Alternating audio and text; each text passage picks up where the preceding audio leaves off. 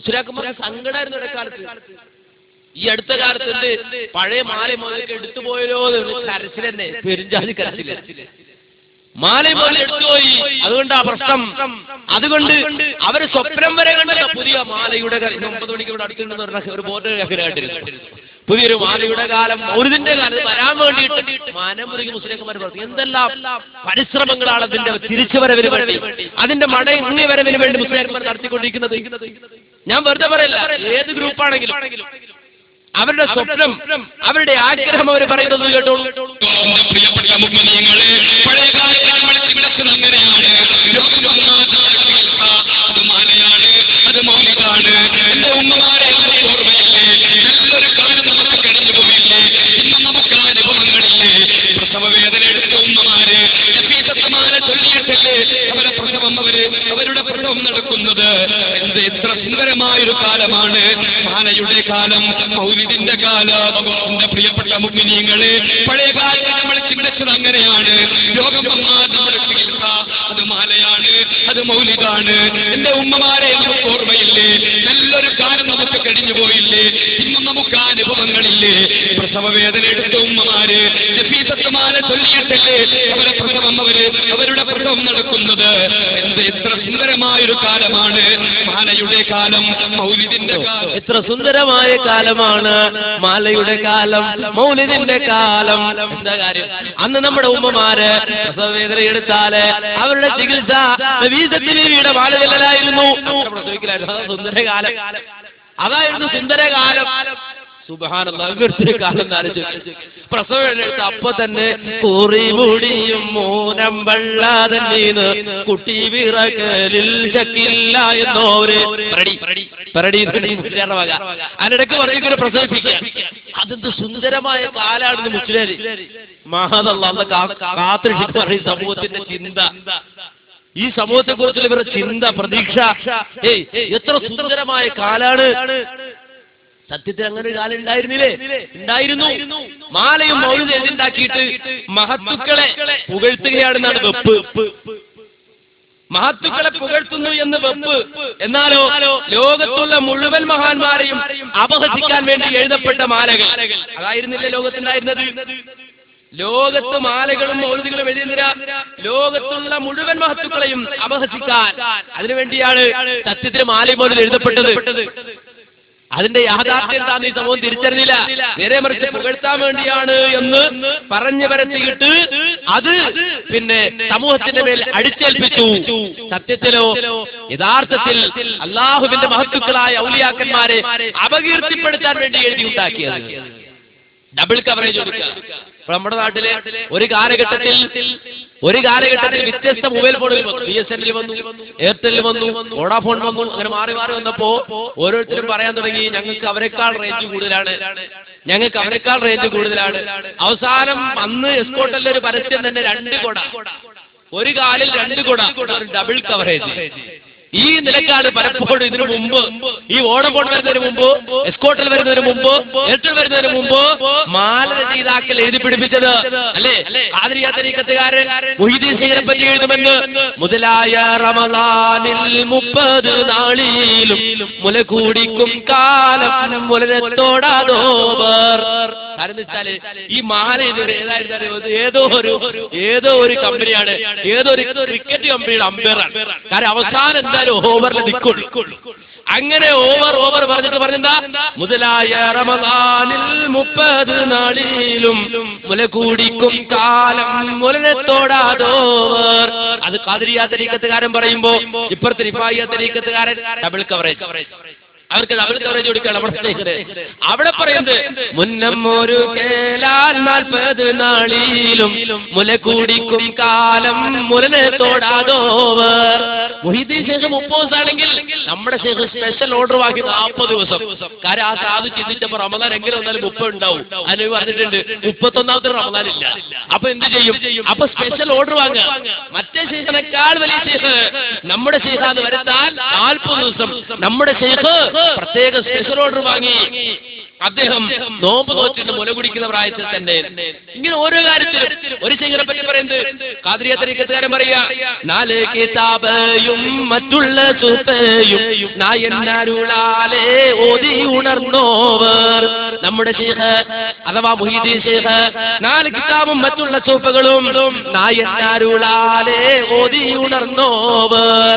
അള്ളാന്റെ കൽപ്പന പ്രകാരം എല്ലാ ഏടുകളും ഖുർആനും ഒക്കെ ഓതി പഠിച്ച ആളാണ്.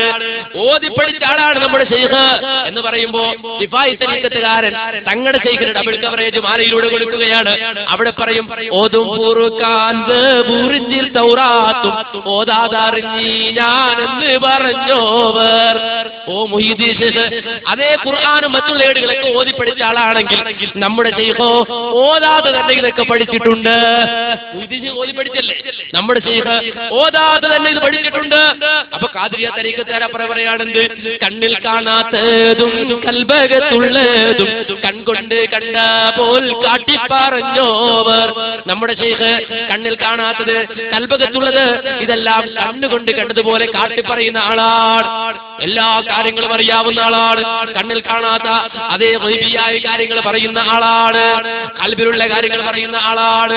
അപ്പൊ മറ്റേ തരീഖത്തുകാരൻ ചിന്തിക്കാണ് കവർ ഡബിൾ കവറേജ് കൊടുക്കണല്ലോ നമ്മുടെ ശൈഖിന്. അപ്പൊ മറ്റേ ശൈഖിനെ താത്താൻ വേണ്ടി ഇപ്പുറത്ത് എന്ത് താനും കളിക്കുമ്പോൾ കണ്ണിൻ പിരികത്തിന്മേലയൊളിത്തോവർ കണ്ണിൽ വികാരുമീശി മാമനിൽ ചൊല്ലിയാർ കണ്ടില്ല ഉങ്കൽ വരുതിനതെന്നോവർ.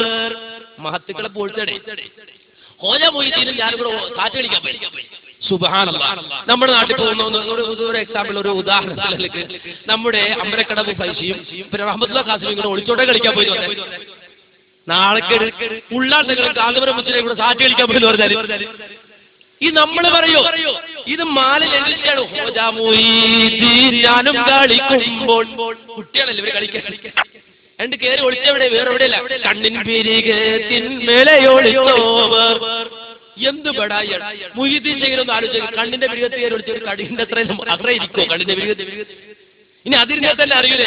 പക്ഷെ കണ്ണിൽ കരുമീശി മാമനിൽ ചൊല്ലിയാർ കണ്ടില്ല ഉങ്കൾ വാരുതിനതെന്നോവർ. ഒരു വലിയ ശൈഖ് കണ്ണിന്റെ പിരികത്തിരുന്നിട്ട് ഇത് ഇങ്ങനെ ആളെ തപ്പി നടന്നു, ദിഫാഇ ശൈഖിനെ തപ്പി നടന്നു അവസാനം കാണുന്നില്ല. അവസാനം മൊയ്തീൻ ശൈഖ് കണ്ണടച്ച് പറഞ്ഞു പോറ്റ്. അപ്പൊ എന്തെടുത്ത് കണ്ണിന്റെ ഓടി ഒറ്റ ചാട്ട സാറ്റ് ആര്? ദിഫാഇ ശൈഖ്.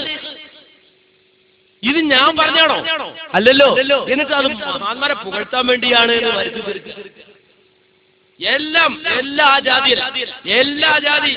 അത് മാത്രല്ല ഔലിയാക്കന്മാരെ പറ്റി പറയുമ്പോൾ തന്നെ സാധാരണ നമ്മുടെ നാട്ടിൽ ഇച്ചിരി ഈ ചില കുട്ടികൾ കുരുത്തക്കേട് കൂടി കുട്ടികൾ അവരുടെ വികൃതി ഇങ്ങനെ കാണിച്ചുകൊണ്ടിരിക്കുക.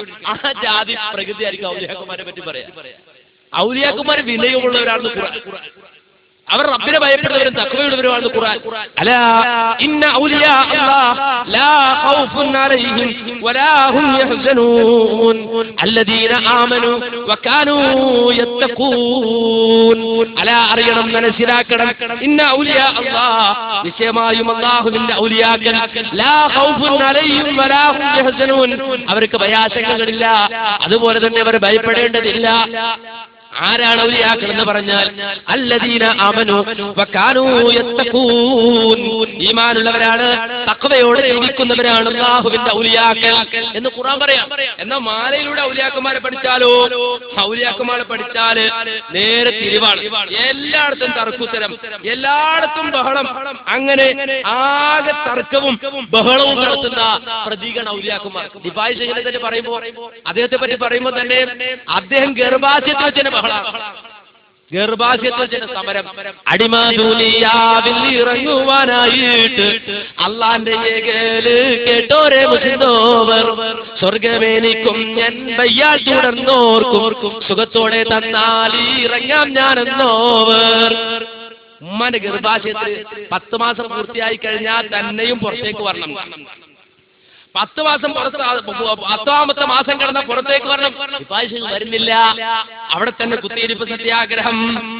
കുത്തിയിരിപ്പ് സത്യാഗ്രഹം നടത്തുകയാണ്. ആ സമയത്ത് ആ റിഫായി ശൈഖിനോട് ഉടയവൻ പറയുകയാണ്, റബ്ബ് പറയാണ്, പോയിക്കോ ദുനിയാവിലേക്ക്. അവൻ പറയാൻ പറ്റൂല, ഞാൻ പോകൂല. അരുതാ, എനിക്കും എന്റെ പിന്തുടർന്ന എന്റെ മുരീദന്മാർക്ക് ഇവിടുന്ന് ഇപ്പൊ സ്വർഗം തരണം, ഇപ്പൊ സ്വർഗം തരണം, എന്നാലും ഞാൻ ഇറങ്ങൂന്ന. അപ്പൊ എന്റെ അടുത്ത് റബ്ബ് സുബ്ഹാനഹു നിർബന്ധത്തിന് വഴങ്ങിയില്ല. കാര്യം മുമ്പ് തന്നെ ആളിച്ചിരി ബഹള. കാര്യം ഗർഭം വായത്തിൽ മാസത്തിൽ ഗുണമുള്ളതായ ഇതാരെന്ന് കേട്ടോവർ മകനോ മകളോ എന്ന് ചോദിച്ച നേരത്തിൽ മകനാറാഹ്മദുൽ കബീർ എന്ന് ചെന്നോവർ. 6 മാസമായപ്പോ തന്നെ സ്വന്തം പേരിട്ട ആളാണ്. വയറ്റില് 6-ാം മാസത്തിൽ തന്നെ സാധാരണ ജനിച്ചു വാപ്പയും ഉമ്മയും മുല്ലാരെ എന്ത് പേരിടും, നല്ല പേരുണ്ടോ ഇങ്ങനെ അന്വേഷിച്ച് നടന്ന് അങ്ങനെ ഒരു സെലക്ട് ചെയ്തൊരു പേരുള്ള ഉപ്പയും ഉമ്മയും. ഇതങ്ങനെ നല്ല 6-ാം മാസത്തിലെത്തിയപ്പോ ഇപ്പാണെങ്കിൽ സ്കാൻ ചെയ്യാൻ, സ്കാനിംഗ് ഒന്നും ഇല്ല. ഉമ്മക്ക് ആണാണോ കുട്ടി പെണ്ണാണോ എന്ന് അറിയണം. ഉമ്മ ചോദിച്ചു ആണാണോ പെണ്ണാണോ, ഉടനെ മറുപടി ഞാൻ ആണാണോ മാത്രല്ല എന്റെ പേര് അഹ്മദുൽ കബീർ റിഫായി എന്നാണ്. ഗർഭാശയത്തിൽ അത്ര ബഹളം ഉണ്ടാക്കുന്ന ആളാണ്, അത്ര സ്വന്തം പേരിട്ട ആളാണ്. അങ്ങനെ 10-ാം മാസം പുറത്തിറങ്ങണമെങ്കിൽ എനിക്ക് വഴി തുറന്നോർക്കും സ്വർഗം തരണം എന്ന് വാശി പിടിച്ച് അവിടെ ഇരുന്നു. അങ്ങനെ അള്ള ഗതിമുട്ടി അവസാനം അവർക്കെന്ന് 4 സുവർക്കം കൊടുത്താറ്. ഉടനെ ദുനിയാവിൽ പിറന്ന് വളർന്നോർ. 4 സ്വർഗം, ആകെ 8 സ്വർഗമുള്ളത്, അല്ല പകുതി പോയി. റിഫായി തരീഖത്തുകാർ കൊണ്ടുപോയി. അപ്പൊ ഇനിയിപ്പോ എല്ലാവരും നമുക്ക് റിഫായി തരീഖത്തിൽ പോയി ചേരാൻ വിചാരിച്ചാൽ നടക്കൂല. അതാണ് ഇത് പറഞ്ഞത്. മാല എന്ന് പറഞ്ഞ ആളെ പൊട്ടീസാക്കാന്ന് പറയും നമ്മുടെ നാട്ടിൽ. ആളെ പൊട്ടീസാക്കുന്ന വരികളാണ്. കാരണം വെച്ചാല് റിഫായി ശൈഖ് അതും വാങ്ങിയിട്ട് വന്നു, ദുനിയാവിൽ വന്ന് ഇങ്ങനെ ജീവിച്ചുകൊണ്ടിരിക്കുന്ന സമയത്ത് റിഫായി ശൈഖ് ഇങ്ങനെ പോണ വഴിക്ക് ഒരു തോട്ടം, ഒരു ഇസ്മായിലിക്കാരുടെ തോട്ടം കണ്ടു. ആ തോട്ടം കണ്ടപ്പോ ഇസ്മായിൽ എന്നോരിൽ ചോദിച്ചൊരു തോപ്പ് അയവിലേക്ക് തരുമോന്ന് കേട്ടോവർ. ദുനിയാവിലുള്ള മൂതലെന്നിൽ വേണ്ടാന്ന് ദുഷ്ടമായി 4 സുവർക്കം കൊടുത്തോവർ. ഇസ്മായിലിക്കാര് കശുവണ്ടി തോട്ടം കണ്ടപ്പോ ചോദിച്ചു, എനിക്ക് തരുമോ ആ തോട്ടം എനിക്ക് തരുമോ? അപ്പോ ഇസ്മായിലിക്ക ആള് ബുദ്ധിമാനാണ്. ഇസ്മായിലിക്ക പറഞ്ഞു, റിഫായി ശൈഖ് എന്തെങ്കിലും കൊതിച്ചിട്ടുണ്ടെങ്കിൽ അത് കൊണ്ടേ പോകും. 4 സ്വർഗം അങ്ങനെ കൊണ്ടുപോയാണല്ലോ, നിർബന്ധം പിടിച്ചു വാങ്ങിയാണല്ലോ. അങ്ങനെ വിചാരിച്ചിട്ടുണ്ടെങ്കിൽ കൊണ്ടേ പോകൂ എന്ന് മനസ്സിലാക്കി ഇസ്മായിലിക്ക ഒരു നമ്പർ പ്രയോഗിച്ചു. ദുനിയാവിലുള്ള 5 പൈസക്ക് ഞാൻ തരൂല, ദുനിയാവിന് പുറത്തുള്ളതിലോട്ടെങ്കിൽ കൊണ്ടുപോവാ, ഞാൻ ഈ തോട്ടം തരാം. അപ്പൊ റിഫായി ശൈഖ് ഇങ്ങനെ ആലോചിച്ചു, എന്താ ദുനിയാവിന് പുറത്തുള്ളത്? ആ ഉമ്മാന്റെ ഗർഭാശയത്തിൽ നിന്ന് 4 സ്വർഗം സമരം ചെയ്ത് വാങ്ങിയിട്ടുണ്ട്. അപ്പൊ ആ സ്വർഗം എടുത്ത് നേരെ കൊണ്ട് ഇസ്മായിലിക്ക കൊടുത്തിട്ട് തോട്ടം വാങ്ങി. സ്വർഗം കൊടുത്തിട്ട് തോട്ടം വാങ്ങി. മനുഷ്യന്മാർ തോട്ടം കൊടുത്തിട്ട് സ്വർഗം വാങ്ങുക. ഔലിയാക്കളെ സ്വർഗം കൊടുത്തിട്ട് തോട്ടം വാങ്ങി, കാശ് കൊണ്ട് തോട്ടം വാങ്ങി. ഇത് ഔലിയാക്കളെ കുറിച്ച് പറഞ്ഞിട്ട് അത് കീർത്തനാണ് പോലും. ആരാ ഇത് കീർത്തനാന്ന് പറയും? ഇനി ഇങ്ങനെ ഞാനത് ഉദ്ദേശിച്ചല്ല, പിന്നെ ഇതിന്റെ ഇടയ്ക്ക് ഇങ്ങനെ വന്നുപോയതാണ്. ഈ രൂപത്തിൽ മാലയും പോലെ എഴുതിണ്ടാക്കിയിട്ട് അത് ചെല്ലാത്തവൻ ആരല്ല, അവൻ ഒരു സുന്നത്തിയെ മാത്രമല്ല, അവൻ